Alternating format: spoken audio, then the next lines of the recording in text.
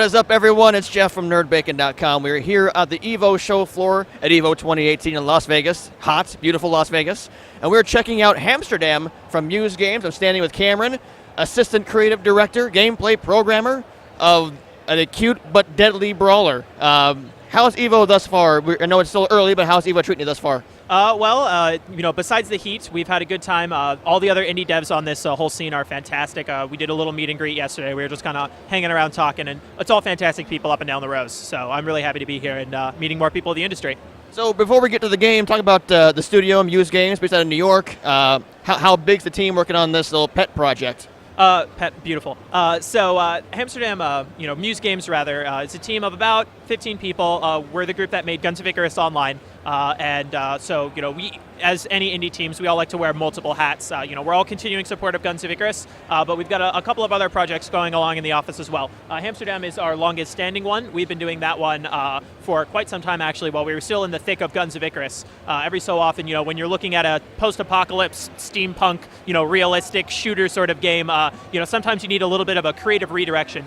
So we started this pet project just to sort of keep our creative juices flowing, and our design principle for it was always the power of a console brawler in your pocket. And we started this a long time ago, and then Nintendo came out with this beautiful little thing called the Switch, and they said it's the power of a console in your pocket, and we were like, oh my god, this is a Switch game. We made a Switch game before there was a Switch. We applied really hard for those Nintendo dev kits, and we got our hands on one recently, and we've been really frontlining development for the Switch version of it, and it's really fun. It's really good. We've got the gestural controls that you can see here on the mobile, as well as the actual Joy-Con motion.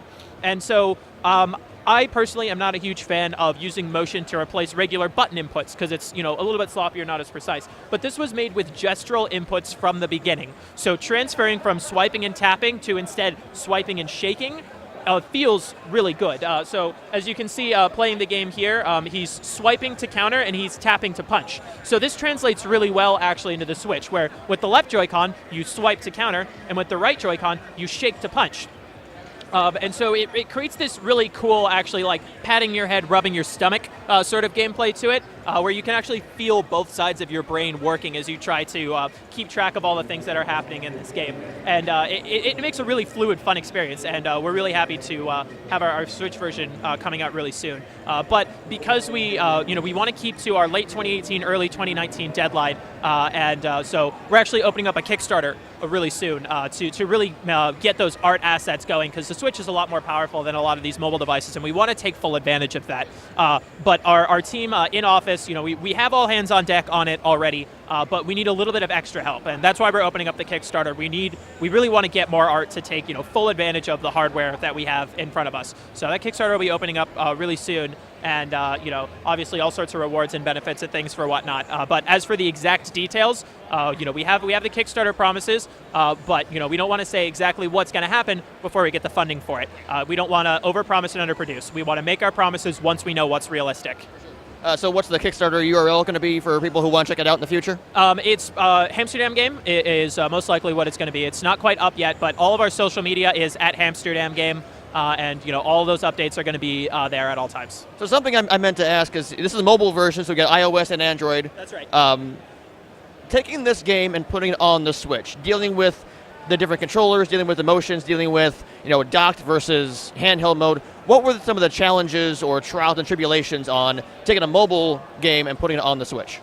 So we use Unity in Office for everything. Guns of Icarus, Hamsterdam. It's a really adaptable engine that can create, really different looking games really easily. And it's got pretty good Switch development support for that. Obviously we had to do a lot of our own stuff on top of that, but Unity was really useful in that. But the biggest challenge was from a design standpoint, I think, making sure we wanted to take advantage of the motion controls, but we wanted to make sure that it wasn't gimmicky, right? We didn't want to do it just because. We wanted to do it in a way that felt organic, felt natural, and just really felt fun, most of all.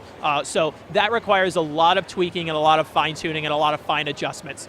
Which means that our TV in the office, we have the Switch set up for it. We're getting QA testers in it all the time, and we're recording it and we're writing down feedback and all these sorts of things. And it's a lot of little tweaks and finding the fine line between too forgiving versus too difficult. And that's a lot more difficult with motion controls than it is with gestural inputs. So when the game launches, what kind of modes talking about here?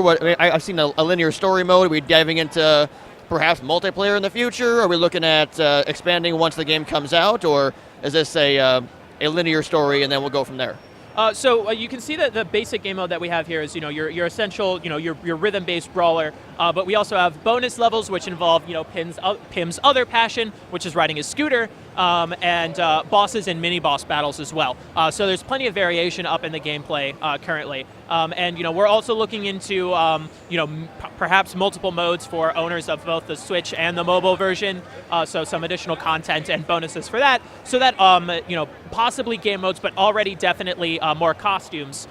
So we got the steampunk goggles, which also massively boost the difficulty. It increases the speed of the game. You have less time to counter, less time to get into the rhythm, and it's overall just a lot more difficult. So kind of wrap things up. When's this coming out, roughly? Where can we play it on? How much is it going to cost us?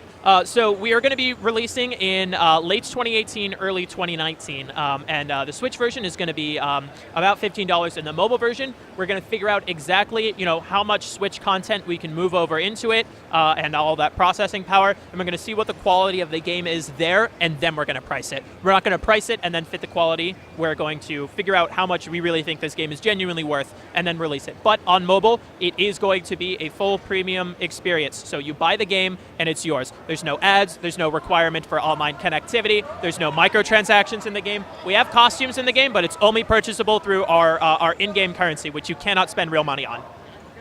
Well, there you have it. Hamsterdam from Muse Games, coming out later on 2018, beginning 2019. Cameron, thank you so much. Yeah, good to meet you. Enjoy EVO. Thank you, you too.